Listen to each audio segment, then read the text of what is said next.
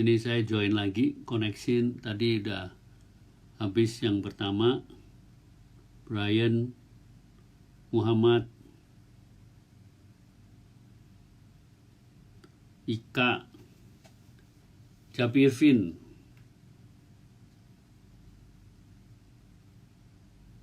Ini coba ya kita Kidong.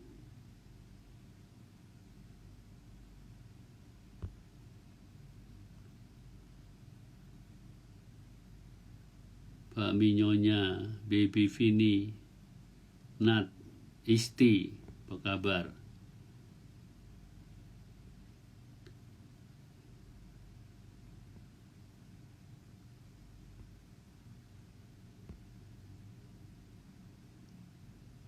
Coba kita mau usaha untuk connect lagi. Nah, ini. Titi, Larissa, Lydia Luhur. Nah, Koneksinya, aduh. Koneksinya kurang lancar ya? Iya, nggak tahu kenapa, padahal udah naikin Indium loh.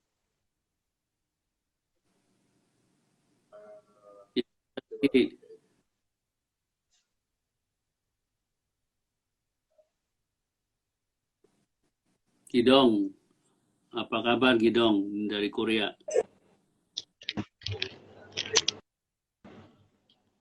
Kita coba pakai headset ya, Om.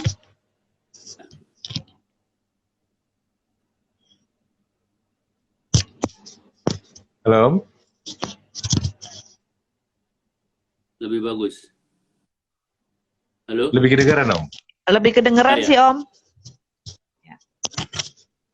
Tadi itu ada pertanyaan dari Edvi. Di Jakarta itu bisa dibeli di mana keju-keju dari mana, Cis?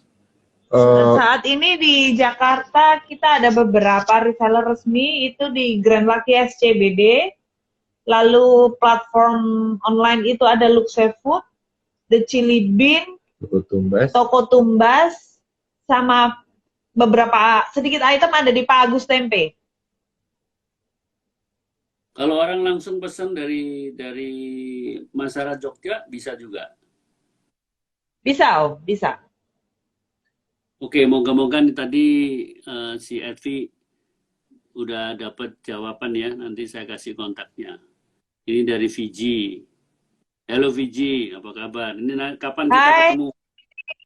Ini udah tinggal di Indonesia 40 tahun, tinggal di Semarang, tapi masakan luar biasa. Itu ngangenin banget. Nanti kita ngobrol dengan kangen banget, Om. Tinggal di Semarang dan bisa mempertahankan cita rasa makanan India yang menurut saya luar biasa. Ini dari Messi di Bali. Hai Mas Jimmy dan Mbak Anita. Hai Pak. Salam buat keluarga, Pak Rocky. Sista, ya suaranya sudah lebih jelas.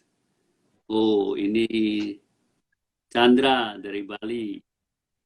Dewi dari Jogja. Oke, ini banyak ya, masuk.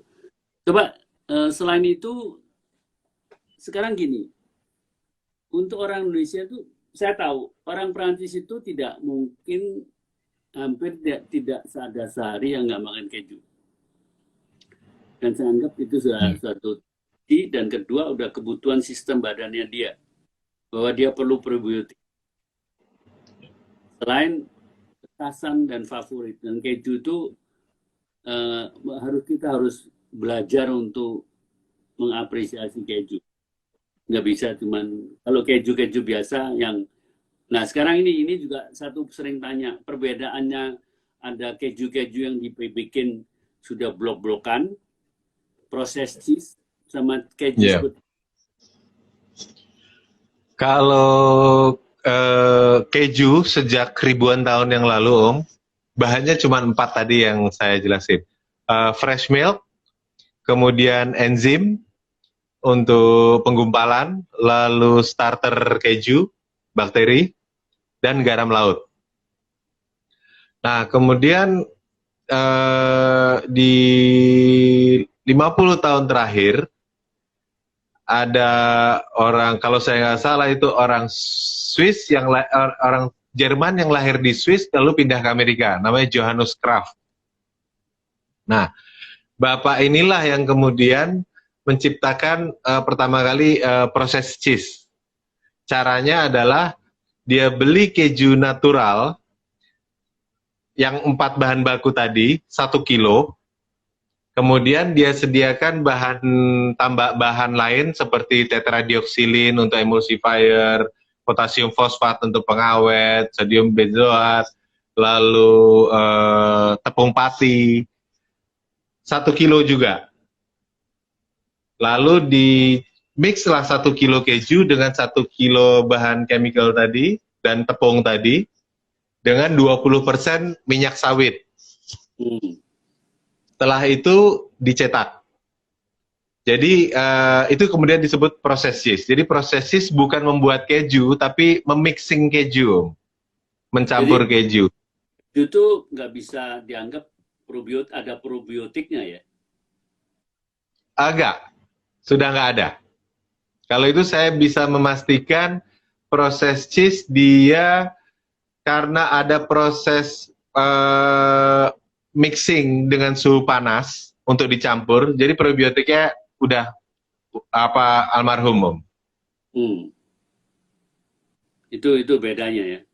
Jadi selain keju yang bagus, yang artisan itu kita selalu mengatakan itu keju yang hidup ya.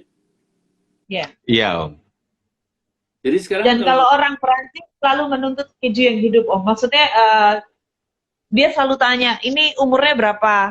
Masih hidup kan? Maksudnya dia masih benar-benar masih bisa develop dan sebagainya, karena sometimes mereka masih kepengen menyimpan itu dan menuakan sendiri di rumahnya gitu. Ya. Specifically yang ditanya adalah masih hidup kan? Keju ini kan sama, kalau di Indonesia contohnya nasi goreng itu, nasi itu yang sisa kemarin besoknya di nasi goreng. Kalau keju, mereka kan tiap hari makan keju macam-macam, tapi pada satu saat sudah mulai agak mengering, digodok dengan anggur putih, dikasihkan brandy cherry di Swiss, jadi fondue. Yeah. Ya, jadi cheese itu fondue. di recycle. Tapi karena betul, sama dengan orang sudah suka nasi goreng, jadi sekarang mereka tidak menggunakan makanan-makanan sisa. Mereka membuat fondue dengan bahan-bahan yang sewajarnya. Mereka meng-create itu. Malah sekarang saya temuin terakhir di Swiss, fondue itu udah ada yang fondue yang pedas, dikasih cabai gitu. Ada beberapa raclette aja, ada yang raclette-nya dikasih rasa cabai. Ini kan terjadi shifting rasa orang barat menggunakan cabai, seperti Matt Gross kemarin yang makan 1 biji keju itu tingkat kepedesannya sampai 2-3 juta skala Scoville. Wow. Itu kan gila banget. Ya, tapi kan yang makan secuplik anunya. Itu tadi kembali lagi soal penyimpanannya. Jadi harus kedap ya. Iya. Harus disimpan, dan setiap kali mau makan ya kita keluarkan lagi. Kedap itu untuk transport, Om, untuk transportasi. Sedangkan kalau disimpan di dalam chiller lama, diusahakan sekali-sekali dibuka supaya keju masih bisa bernafas. Jadi kita ada beberapa keju kita seperti Atan. Itu jenis Atan ini jenis Camembert, Om.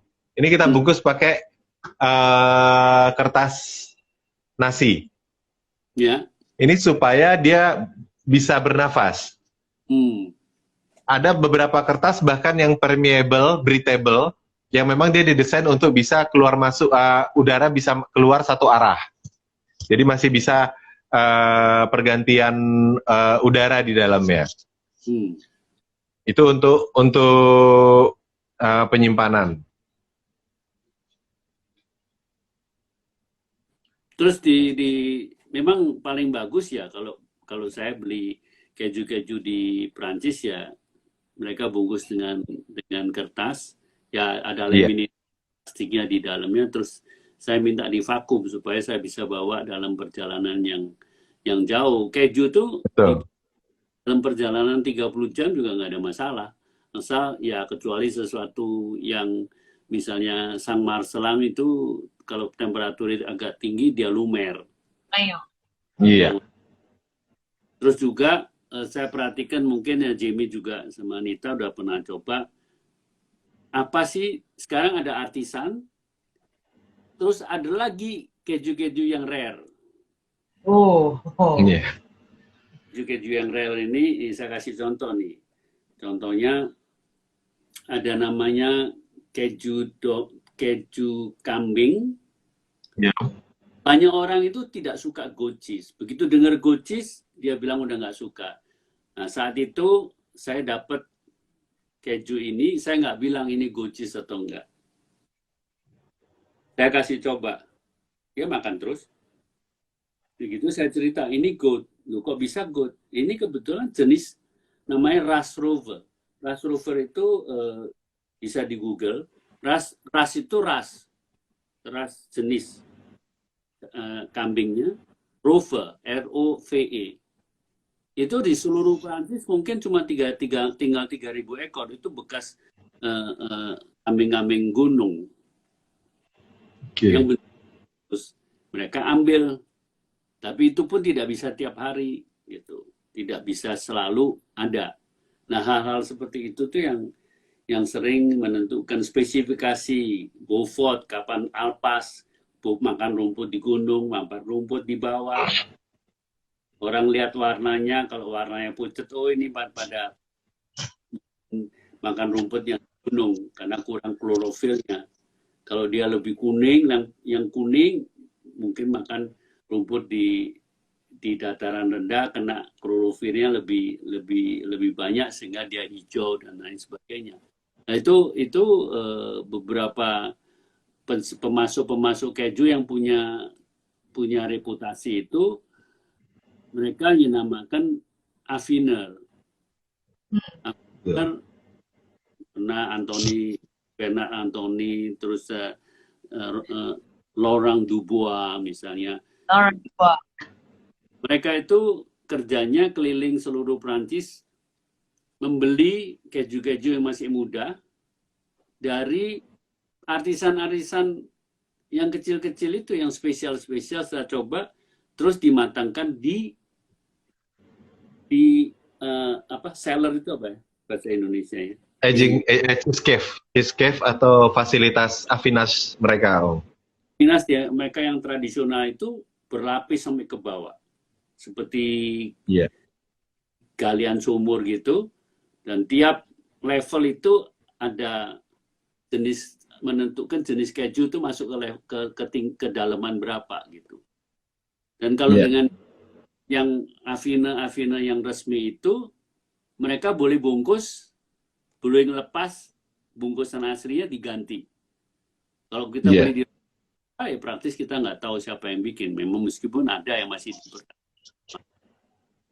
banyak sudah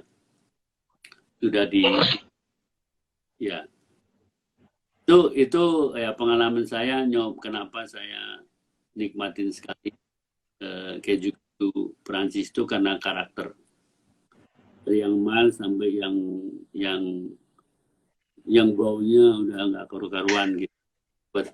Buat saya yang punya hidung Indonesia udah biasa sesuatu yang bau nggak karu-karuan di sini, jadi saya karena saya menikmati rasanya. Kalau baunya nggak karu-karuan terus dirasa nggak karu-karuan itu buang.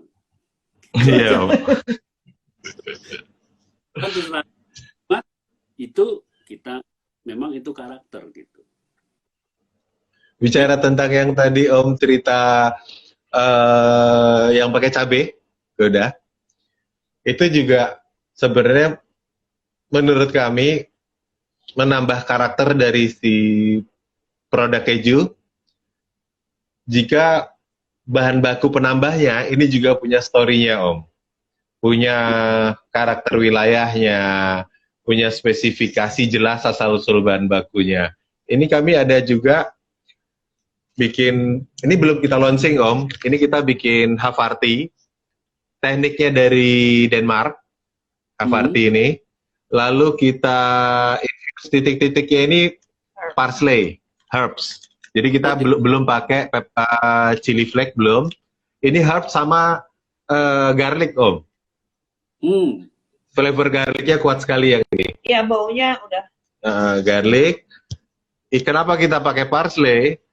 Karena pas mau bikin, kita nggak bisa telepon Om Will untuk nanyain kira-kira enaknya di-infuse pakai apa ini. Ini juga mungkin tambahan untuk teman-teman yang ngikutin acara. Kasih ide dong. Kalau ada bisa kasih ide, nanti batch pertama kami kirim. Batch pertama yang jadi, mau enak nggak enak, kami kirim. Nah itu ini challenge. Kita tuh selalu kekurangan ide untuk infusing atau menggunakan herbs yang Indonesia banget, tetapi tidak apa ya, tidak bertolak belakang dengan proses pembuatan keju gitu loh, Om. Karena ada beberapa herbs yang nggak bisa kita pakai karena kandungan di dalam bahan tambahan tersebut itu bisa mematikan atau menghambat pertumbuhan si bakteri. Gitu. Oh iya, yang ini kuningnya pakai kunyit, Om. Ini kuning warnanya sebenarnya. Kalau dilihat kayak tahu Bandung sih, Om. Di bawah sinar matahari kayak tahu Bandung, Om. Kuningnya kuning kunyit banget. Pakai kunyit. Aku baru mau bilang, karena kamu juga tidak pakai Anato ya? Yang ini nggak pakai Anato. Kalau untuk Colby kita pakai Anato. Ada yang Colby kita pakai Anato. Anato itu sebenarnya biji-bijian dari Amerika Latin itu. Ya, Om. Kalau di Indonesia ada juga namanya kesumba, Om, Bixa Aureliana. Nah, ini Anato. Ini kalau di lampu ya. Nggak, bukan.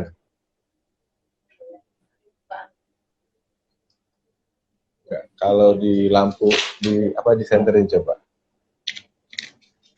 Itu pakai kunyit segar atau kunyit bubuk? Kunyit segar, Om. Kita blender, habis itu kita saring. Yang ini pakai Anato, yang ini pakai kunyit. Ini kalau mungkin karena sinar lampu ya, Om ya. Jadi nggak begitu kelihatan perbedaannya. Tapi kalau di bawah sinar matahari, dia kelihatan banget bedanya. Dan kuningnya kelihatan banget. Dan Anato tuh lebih jreng ya warnanya? Anato lebih cenderung ke orange, Om. Sedangkan kunyit kalau sudah ketemu susu, dia cenderung ke kuning gading. Iya, jadi lebih creamy ya. Iya. Creamy-nya tapi lebih terang, kuning gading gitu lah, kayak tahu Bandung deh, Om, kayak apa sih? Itu takwa namanya. Tapi tahu Bandung itu warna kuningnya itu di luar, tidak sampai ke dalam. Iya. Ya. Ini ada yang tanya kesumba untuk pewarna merah kain. Betul, Mbak. Jadi kesumba itu untuk pewarna batik juga dipakai. Tapi selain untuk pewarna batik, kesumba kalau di Indonesia namanya kesumba. Kalau di Filipina namanya ansiote. Kalau di Afrika Selatan namanya otsu. Kalau di Eropa namanya Anato. Bahasa latinnya cuma satu, Bixa Aureliana. Bixa Aureliana ini yang kayak kalau di Jogja, di Kaliurang masih banyak tuh, Om, tumbuh. Bentuknya kayak rambutan. Kalau dibuka ada biji-biji merahnya. Nah, biji-biji merah ini yang kemudian kami larutin di dalam air, lalu kami panasin, sampai hampir boiling, lalu kami saring. Itu proses kalau untuk bikin keju. Tapi kalau untuk pewarna batik, almarhum mertua saya yang paling paham karena beliau pengrajin batik. Dan yang jelas kita nggak pakai yang warna apa. Itu Oh, anak tadi ada yang ngasih pakai kelor, Om. Kita udah pernah coba sih. Dan ternyata keju kalau dikasih warna hijau, karena kita pakainya waktu itu yang powder ya, itu jadinya jelek banget. Maksudnya nggak appetizing banget gitu loh, warna hijaunya tuh nggak tahu, mungkin enggak apa? kita yang Jawab dari apa? kenapa Om? Warna hijau apa? Dari kelor Om, Moringa. moringa, bubuk moringa, kita pakai bubuk moringa. Itu nggak bagus gitu loh, warnanya nggak. Ya gini, kalau mau masukkan elemen moringa, ya daunnya aja dicampur, dicincang sebagai itu, bukan warnanya. Gini ya, pribadi saya tidak suka keju pribadi. Saya juga tidak suka keju-keju yang di Belanda yang warnanya hijau, yang warnanya merah. Ngelihat aja udah nggak pengen makan gitu. Keju Ilfil ya. mesti warna gading, ada ke orange sedikit. Seperti mimole itu dikasih anato. Wah, mulai orange banget. Itu orange pakainya banyak. Itu kan asalnya Edam. Karena rajanya sudah dari Belanda disuruh sing ahli bikin kejunya. Coba suruh pikirin. Kita nggak usah datang dari Belanda, tapi tetap bisa karakter Edam, tapi beda gitu Perancis. Makanya nggak tahu bagaimana dikasih anato. Filipina juga banyak pakai warna kuning dari anato di Filipina. Kalau aslinya Om, yang paling awal itu yang paling premium keju yang warna kuning pakai saffron. Ini Arsanti ngasih ide pakai saffron. Kita udah bikin lagi di maturing pakai saffron dan bagus Om. Maksudnya ada karena kan ada saffronnya bener ya, nggak cuma ngambil warnanya, itu jadi ada apa kayak rambut-rambutnya itu muncul. Saffron gitu.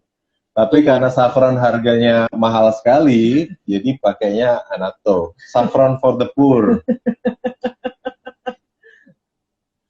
Saffron itu banget. Yang paling bagus sudah 6,5 euro sampai 10 euro per gram. Nah, itu apa?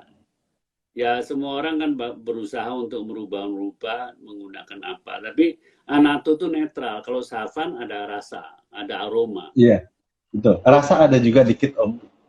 Kenapa? Rasanya juga ada dikit yang agak ganjil kalau nggak terbiasa. Tapi ya memang warna juga. Dia kan pakainya cuma satu strand hitungannya. Satu seperti benang kecil-kecil itu kalau mau pakai gitu. Karena harganya mahal. Ini ada komentar dari Food Factory. Ini Chef Yossi ini gede di Stockholm, di Swedia. Deep fry camembert, served with deep fry parsley dan Dudberry. Nah, ini saya tahu nih, yang jenis-jenis Dudberry. Ya, camembert yang digoreng. Terus digoreng, nanti sama sausnya saus buah. Terus ini katanya deep fry parsley. Di serve. Itu saya suka, tapi memang kalau sudah pakai yang keju camembert yang digoreng-goreng ini bukan yang sayang kalau camembert yang premium. Itu Dagia join, Indarwati, ini banyak nih. Luffy,